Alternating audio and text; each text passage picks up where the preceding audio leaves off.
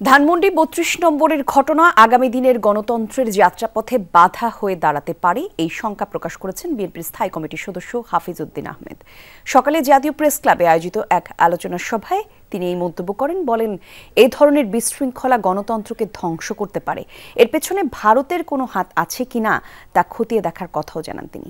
জানান, ধানমন্ডি ৩২ হামলার পরিপূর্ণ তথ্য পেয়ে দলীয় অবস্থান জানাবে বিএনপি। মেজর হাফিজ বলেন, এই বছরের মধ্যে সংসদ নির্বাচন হওয়া জরুরি। অভিযোগ, গণতন্ত্র বিরোধী নানা ষড়যন্ত্রের আভাস পাওয়া যাচ্ছে। গতকালকে যে ঘটনা ঘটেছে সেটি এখনো চলমান, সেটি এখনো শেষ হয় নাই। এটি কারা করেছে এই তথ্য আমাদের কাছে নাই। এতে সরকারের কি ভূমিকা ছিল সেই তথ্য আমাদের কাছে নাই। এগুলা গণতন্ত্রকে ধ্বংস করার জন্য হয়তো আগামী দিনে গণতন্ত্রের পথে বাধা হয়ে দাঁড়াতে পারে। এই জন্য কেউ কেউ হয়তো বিশৃঙ্খলা সৃষ্টি করার চেষ্টা করতে পারেন।